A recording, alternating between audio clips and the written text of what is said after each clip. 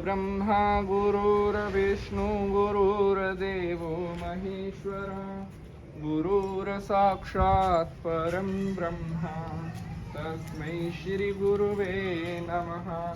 अखण्डमण्डलाकारं व्याप्तं येन चराचरं तत्पदं दर्शितं येन तस्मै श्री गुरुवे नमः। बोलिए अपने अपने गुरुजी महाराज की जय।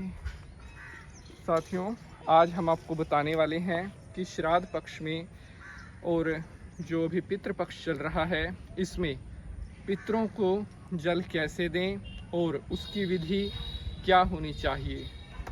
बहुत सारे भक्तों के काफ़ी दिन से कमेंट आ रहे थे कि पंडित जी, अगर हम अपने घर पर खुद से पितरों के लिए तर्पण करें या अगर खुद के द्वारा पितरों को हम अपने घर पर जल दें तो उसकी विधि क्या होनी चाहिए। तो आज मैं आपको प्रैक्टिकली बताऊंगा किस तरह से आप अपने पितरों को जल दे सकते हैं, उसकी विधि क्या होनी चाहिए, उसके लिए आपके पास किस किस सामग्री का होना आवश्यक है और किस मंत्र के द्वारा आप अपने पितरों को जल दें जिससे आपके पितृ देवता आपसे बहुत ज़्यादा प्रसन्न होकर आपको अपना शुभ आशीर्वाद प्रदान करें। तो प्यारे बंधुजनों, आज का यह एपिसोड बहुत ज़्यादा इम्पोर्टेंट होने वाला है।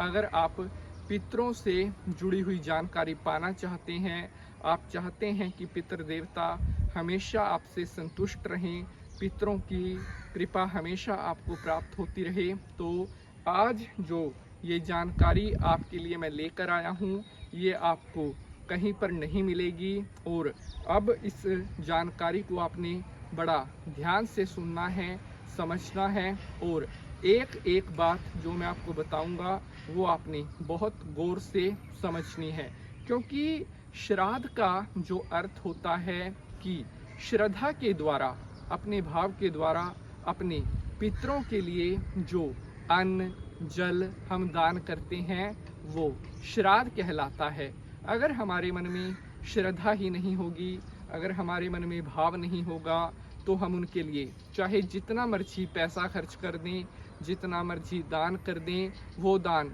नहीं लगेगा जब तक आपके मन में श्रद्धा नहीं होगी। इसीलिए इन्हें कहा जाता है श्राद्ध। पितरों को प्रेम पूर्वक भाव पूर्वक दी जाने वाली वस्तु को पितृ देवता बहुत प्रसन्नता से स्वीकार करते हैं और परिवार को शुभ आशीर्वाद देते हैं। तो साथियों, चलिए समस्त पितृ देवताओं को नमस्कार करते हुए, विष्णु भगवान को नमस्कार करते हुए आज के एपिसोड को स्टार्ट करते हैं।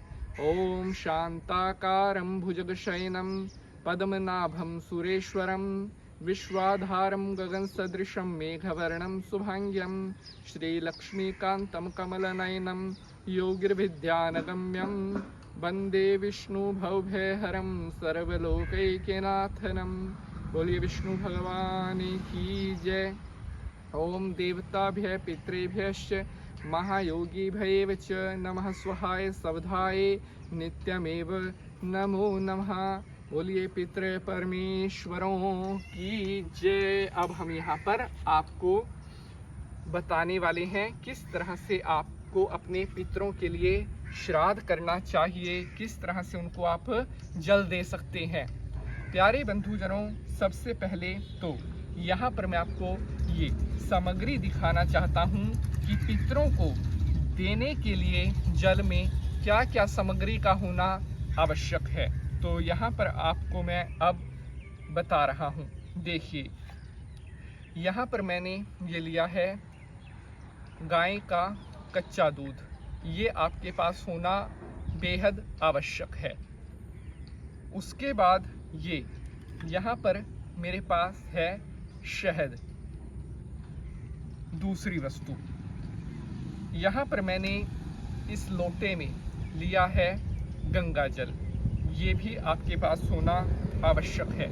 अगर आप सही तरीके से, सही विधि से पितरों को जल देना चाहते हैं तो उसकी विधि ये होती है। उसके बाद यहाँ पर इस पात्र में मेरे पास है ताज़ा जल, ये आपको लेना है। आपके पास सफ़ेद पुष्प का होना बेहद आवश्यक है, क्योंकि पितरों को जो सबसे प्रिय रंग है वो सफ़ेद रंग कहा गया है। सफ़ेद रंग का पुष्प अगर आपके पास है तो समझ लीजिए आपके पितृ देवता बहुत जल्दी आपसे प्रसन्न होने वाले हैं। ये हो गई आपकी पांचवी वस्तु।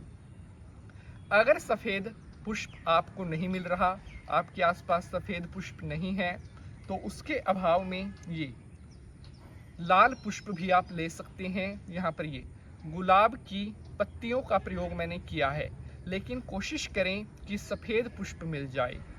अगर नहीं मिलता फिर आप अन्य किसी रंग का पुष्प भी ले सकते हैं।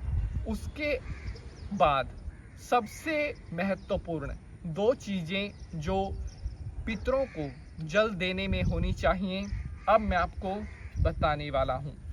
यहाँ पर ये मैंने लिए हैं जुआरे, आम भाषा में जिन्हें जौ भी बोलते हैं। ये बहुत आवश्यक है, क्योंकि अगर आप कभी हरिद्वार गए हों पिंडदान इत्यादि करवाने के लिए, तो वहाँ पर आप देखिए कि जो पंडित जी होते हैं वो जौ के आटे के पिंड बनाते हैं। क्या कारण होता है कि जौ के जो पिंड होते हैं वो पितृ देवताओं को बहुत ज़्यादा प्रिय होते हैं, इसीलिए वो जौ के आटे के पिंड बनाकर पितरों के लिए दान किए जाते हैं। उसी तरह से अगर आप पितरों को जल देते हैं तो उसमें अगर आप ये ज्वारे डालते हैं तो आपकी कोई भी इच्छा अपूर्ण नहीं रहती। पितृ देवताओं का शुभ आशीर्वाद हमेशा आपको प्राप्त होता है। अब हम बात करते हैं अंतिम वस्तु की।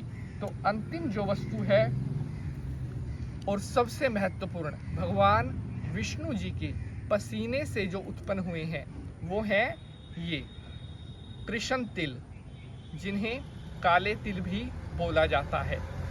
ये काले तिल भी आपके पास होना बेहद आवश्यक है अगर आप अपने पितरों को जल दे रहे हैं।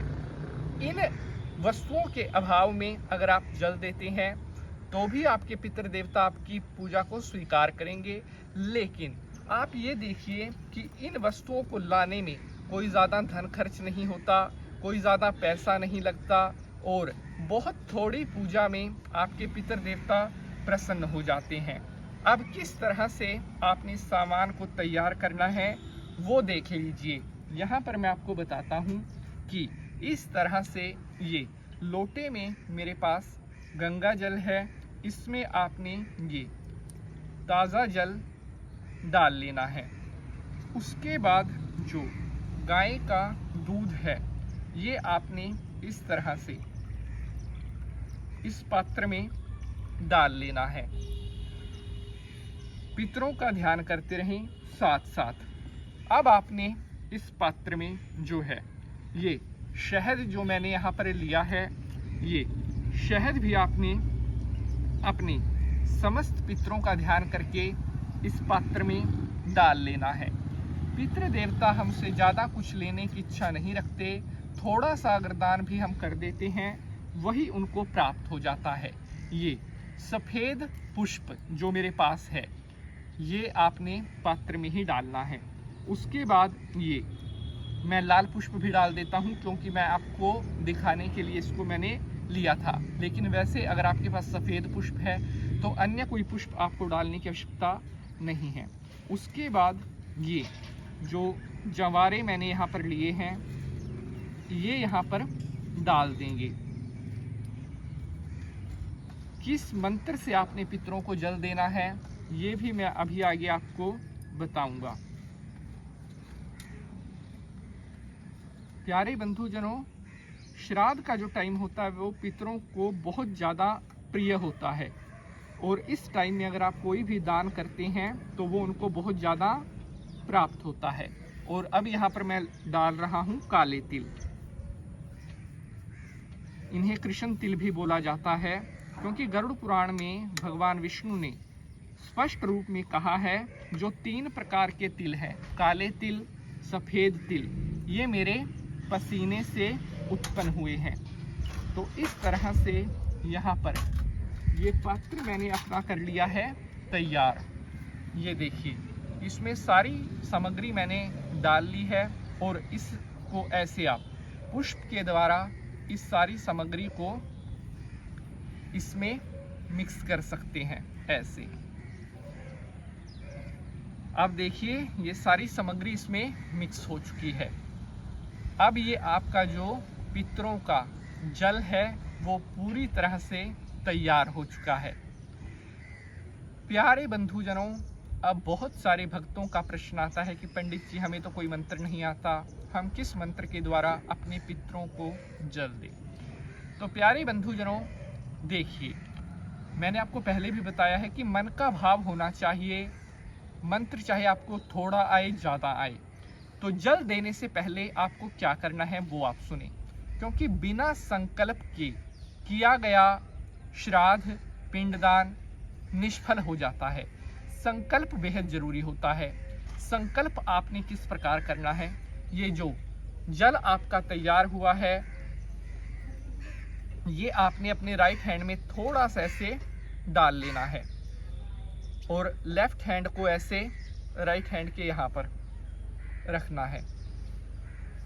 अब आपने बोलना है 3 बार बोलना है ओम विष्णु ओम विष्णु ओम विष्णु। उसके बाद अब आगे का जो संकल्प है वो बहुत ज़्यादा विस्तार में है, वो आप नहीं बोल पाएंगे। फिर भी मैं आपको एक बार संकल्प करके बता देता हूँ। ओम हरिओम विष्णु विष्णु विष्णु नमो परमात्मने श्री प्राण पुरुषोत्तमाय विष्णुराज्ञां प्रवर्तमानस्य अद्य ब्राह्मणो हिं द्वितीय प्रहार्धे श्री श्वेता वाराह कल्पे कलियुगे कलिप्रथम चरणे जम्बू द्वीपे भारत खंडे आर्यव्रत अंतर्गते पुण्य प्रदेशे, जिस प्रदेश में आप रहते हैं, जैसे आपका उत्तर प्रदेश है, पुण्य प्रदेशे उत्तर प्रदेशे, अगर आपका वेस्ट बंगाल है, पुण्य प्रदेशे है पश्चिम बंगाल प्रदेशे है, अगर आपका राजस्थान है, पुण्य प्रदेशे राजस्थान प्रदेशे है। उसके बाद आपने अपना एड्रेस बोलना है जहां पर आप रहते हैं, पूरा एड्रेस मकान नंबर सहित बोलने के बाद आपने मासा नाम मासोत्तमे मासे, जो महीना चल रहा है, जैसे अभी चल रहा है भाद्रपद मासे शुक्ल पक्षे पूर्णम्याम तिथो, जो दिन है, जो वार है, अमुक वार वासरे मंगलवार वासरान्वितायाम। उसके बाद आपने बोलना है अपना गोत्र, अमुक गोत्राय, जैसे आपका है भारद्वाज गोत्र, भारद्वाज गोत्राय। उसके बाद आपने बोलना है अपना नाम, जैसे शुभ नाम श्री नवीन जी नामने समस्त पितृ देवता प्रसन्न करणार्थे पूर्णिमा तिथि अंतर्गत है सर्व पितृ देवता जल श्राद्ध तर्पण करणार्थेत्वे परिवार मध्य सुख शांति स्थापित करणार्थेत्वे इह जन्मनि पूर्व जन्मनि समस्त पितृदोष शांत करणार्थेत्वे एवं पितृदेवता शुभ आशीर्वाद प्राप्त करणार्थेत्वे तर्पण एवं जल दान करणार्थेत्वे संकल्पमहं करिष्ये। इस तरह से केवल आप सूक्ष्म रूपेण जो संकल्प है वो बोल सकते हैं। अगर आप ये पूर्ण संकल्प भी नहीं बोल सकते तो आपने खाली अपना गोत्र, अपना नाम बोलकर और समस्त ज्ञात अज्ञात पितृ देवताओं के लिए ध्यान करके आपने ये संकल्प कर देना है, वो भी आपके लिए उचित रहेगा। तो अब जैसे आपका संकल्प हो गया, तो अब जो है आपने दक्षिण दिशा की तरफ एक बात का खास ख्याल रखना है, पितरों को हमेशा जो जल देते हैं वो दक्षिण दिशा की तरफ मुख करके ही देते हैं। तो अब आपने ऐसे सबसे पहले तो इस लोटे को ऐसे स्पर्श करना है। उसके बाद अब आपने 3 बार बोलना है स्वधा नमः स्वधा नमः स्वधा नमः। उसके बाद ज्ञात अज्ञात, चाहे आप अपने किसी भी पितृ को जानते हैं नहीं जानते हैं, उन सभी का ध्यान करके और जो ये पात्र का जल है आपने ऐसे ओम देवताभ्य पितृभ्यश्च महायोगिभ्यः च नमः स्वहाय सवधाय नित्यमेव नमो नमः। अयोध्या मथुरा माया काशी काचीवंतिका पुरी द्वारावती गया सप्तेति मोक्षदायिका। बोलिए पितृ महाराज की जय। उसके बाद पात्र के जो काले तिल और जो है उन्हें ऐसे हाथ से निकालकर अच्छी तरह बाहर डाल देना है। बोलिए पितृ परमेश्वरों की जय। ऐसे, और नीचे भूमि पर जो जल गिरा है उसमें से थोड़ा जल ऐसे अपने सर के पीछे छींटा लगा लें। अंत में हाथ जोड़कर सभी पितरों का ध्यान करें कि हे पितृ देवताओं, आज श्राद्ध पक्ष में आप सभी पितरों की प्रसन्नता के लिए ये दूध मिश्रित, तिल मिश्रित जल हमने आपके अर्पण किया है। इस जल को पीकर के आप शांत रहो और पितृलोक से अपना आशीर्वाद हमेशा हमारे ऊपर बना करके रखो। तो इस तरह से ये श्राद्ध के दिनों में पितरों को जल देने की विधि मैंने आपको बताई है। अगर आपको एपिसोड अच्छा लगा है तो इसे ज़्यादा से ज़्यादा लाइक ज़रूर करना है, शेयर ज़रूर करना है, क्योंकि एक एक एपिसोड को बनाने में बहुत मेहनत लगती है। और अगर आप एपिसोड को शेयर करते हैं तभी महत्वपूर्ण जानकारी आगे भी पहुंचती है। अगर आपका आज के एपिसोड से जुड़ा हुआ कोई भी प्रश्न है तो आप कमेंट बॉक्स में अपना वह प्रश्न पूछ सकते हैं। आज के लिए बस इतना ही। अब आपसे मुलाकात करेंगे अगले एपिसोड में किसी नए विषय के साथ। जय हो पितृ देवता।